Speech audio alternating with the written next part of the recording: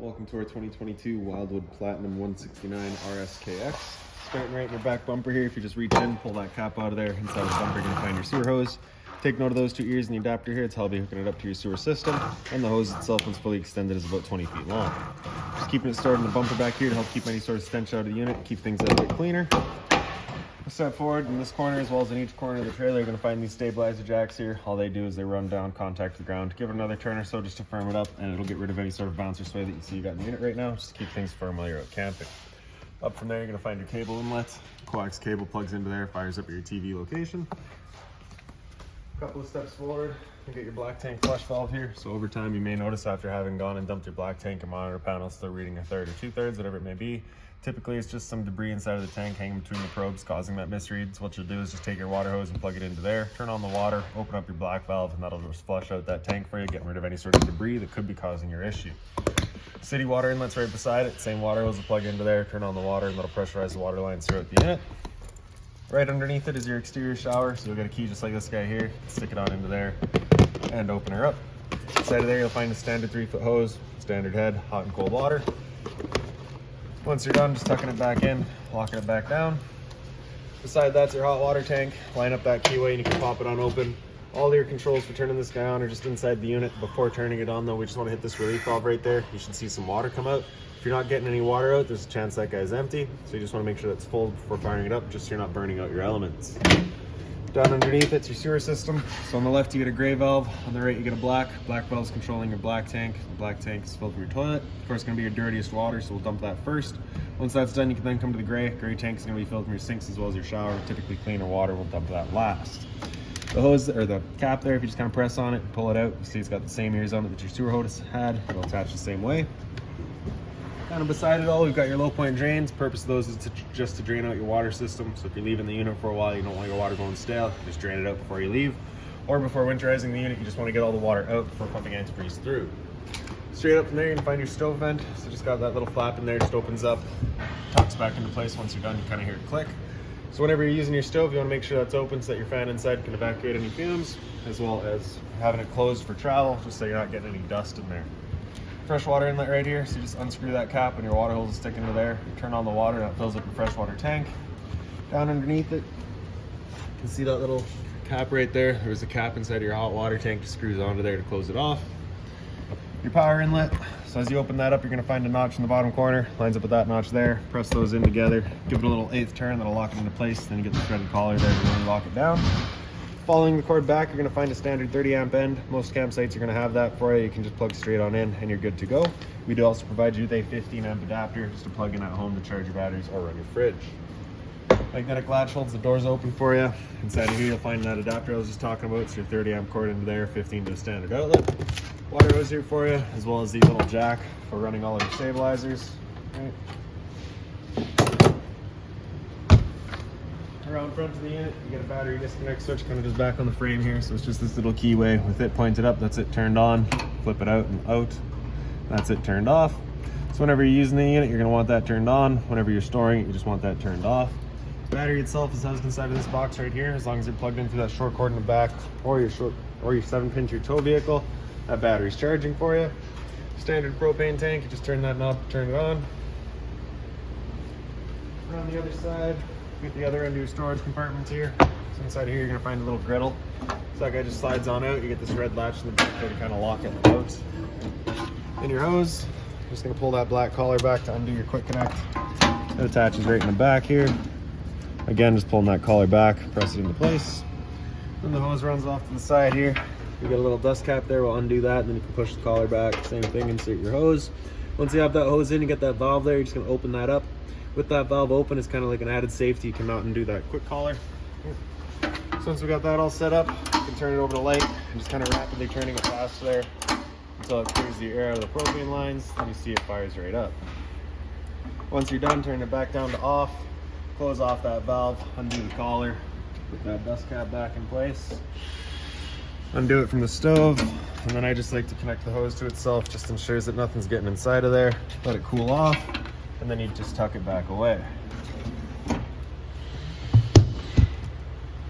By your entry door, you get the exhaust for your furnace. So if you're ever running that, you just want to make sure it's not blocked off. It does get hot. Chain fire protected outlets. In the back meaning your spare tire. Straight up from there you'll find a pre-wired mount for a rear view or observation camera. So now making our way inside of the unit. Your assist handle here just up 90 degrees and it falls into place. Then you can open up the door. The door's on a friction hinge, so it just kind of sits wherever you leave it. If you've got it wide open, it will run into your awning arm. So if you're running your awning, you want to make sure the door's about 90 degrees or so. For the stairs, you're just going to grab that bottom step up and out. Flip that last step over so we can step on inside. First things first, right on the left there, you get your fire extinguisher. Set standard, pull the pin, point, and shoot. Straight up from there, you'll find this light switch on the right. Just does this one entry light. Lights throughout the unit.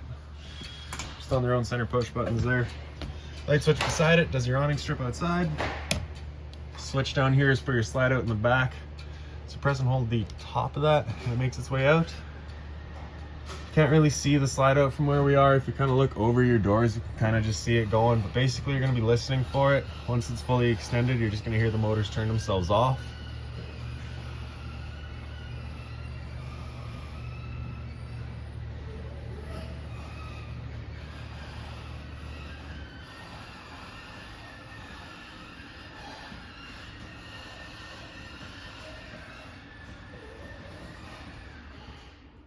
There we go.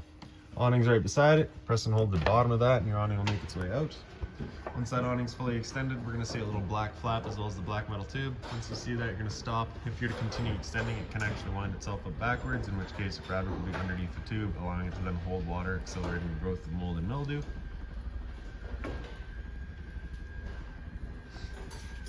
So there's our flap, and there's the tube, so we'll stop right there. Now if it were to start raining, it's of course going to hold some water anyways. What you can do is grab either arm, front or rear, just pull straight down on it. And you can see that changes the pitch of the awning out at the head, allowing water to then run off. If you like that angle better because it does give you more shade, you can do the same thing with your arm up front. Before you bring it back in though, you just want to make sure these guys are back out straight and fully extended, just so you're not running the risk of bending them. When we press and hold the top of the switch, the awning will make its way back in. Again, you're just going to watch to make sure that your fabric's over top of the tube.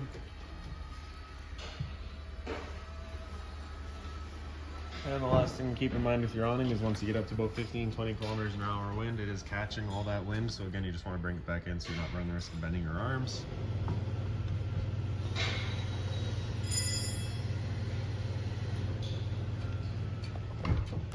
Water heater control right here. So just turn that switch on, you get that little red light there letting you know the ignition sequence will start.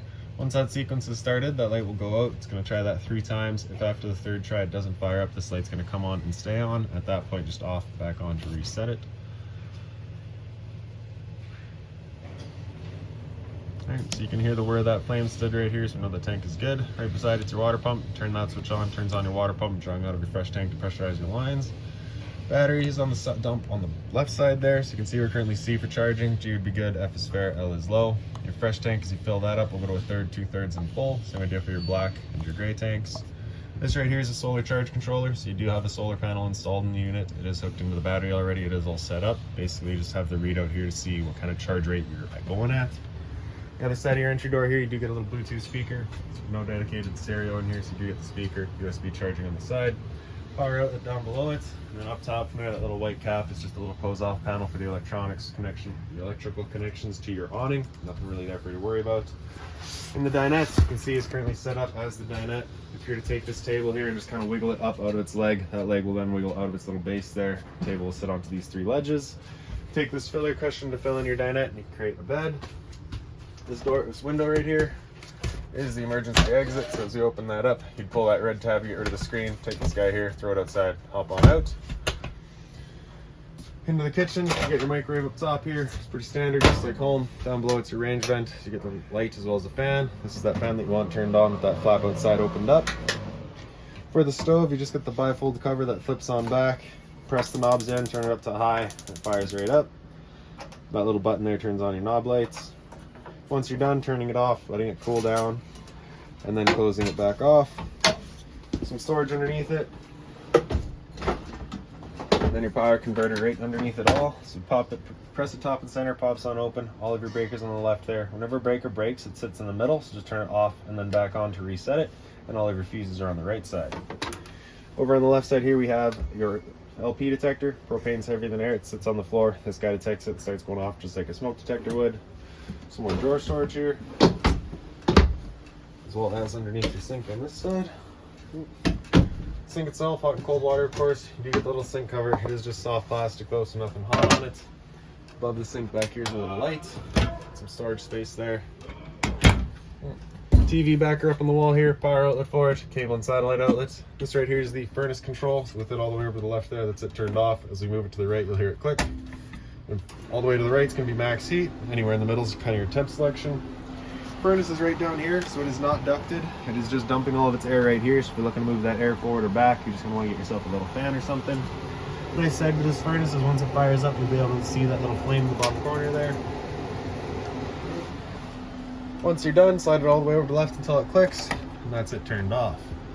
Above our heads is your air conditioner. So you have those two low fan settings. It's just the low fan moving some air around. High fan is now just the high fan. Low cool, you actually get some cooling. And then high cool, same idea, just the difference there being your fan speed. You will notice in the back you have this temperature control knob that has both heat and cool. Heat does not work. We do not have a heat pump installed. We've got a dedicated furnace for that, so it's just going to be in cool. 12-volt fridge here, so as long as your batteries are charged or charging, this guy's going for you. Here's the door into the bathroom. Again, the lights just on their own center push buttons. In the shower, you get the standard head and hose, hot and cold water, of course, and just the sliding little curtain there. Medicine cabinet. Up above that, you get your range vent. Just turn that knob to open it up. Back corner, you get the switch there, turns on the fan. Hot and cold water at the sink. Right beside it's your GFI protected outlet. Test on the left, reset in the center. So if you ever have outlets that don't work, it's the first thing you should check. Storage down below it. Just be mindful of your drains and your water lines. Toilet here, flip coming open. You get your flusher on the right side. And then into the bedroom. Again, the lights just on their own center push buttons. Same sort of roof vent here. Push button in the back. Emergency exit here. You pull those two knobs up, swing the window out, hop on out. Get your bedding area here, so you have your storage up top. And if we pick up the foot of your bed, you do get access to the storage compartments, as well as all the little cubbies there. Closet space on either side, as well as all the drawer space, identical drawers underneath it. Cubbies right down on the bottom.